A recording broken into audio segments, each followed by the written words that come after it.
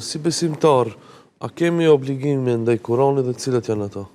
Po, padyshim, kemi obligime të ndryshme ndaj Kuranit si besimtar që jemi të urdhëruar, të porositur nga Allahu apo edhe nga pejgamberi sallallahu alaihi wasallam.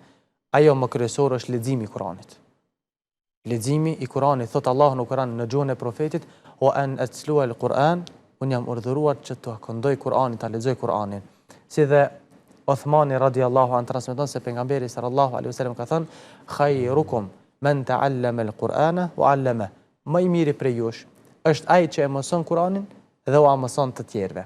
Pra, në këtë hadith, pejgamberi alayhis salam na tregon se muslimani më i mirë me shkallën më të lartë tek Allahu është ai që mëson Kur'anin për ta lexuar, për ta memorizuar, për të medituar me të, për të gjykuar me të, për të vepruar me të. Andaj, leximi i Kuranit është një tregti fitimprurse që nuk shkatërrohet asnjëherë. Është tregti fitimprurse që gjithmonë jeni në fitim dhe nuk shkatërrohet asnjëherë.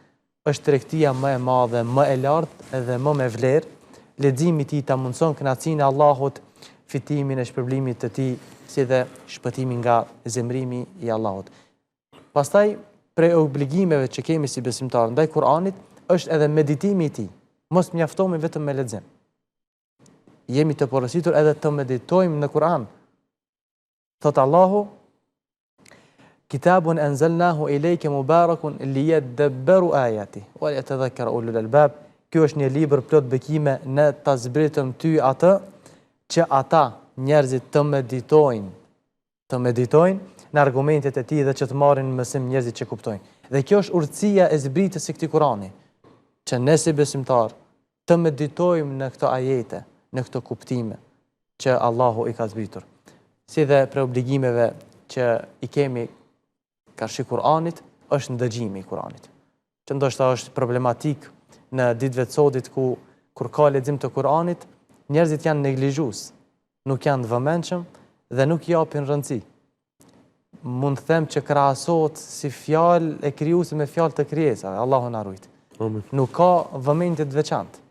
Allahu thotë: "Wa idha quri'a al-Qur'an fastami'u lahu." Urdhër fastami'u lahu wa ansitu la'allakum turhamun. Kur të lexohet Kur'ani, ju dëgjoni atë me vëmendje.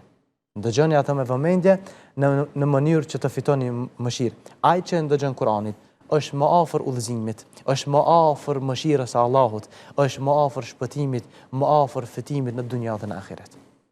Alhamdulillah.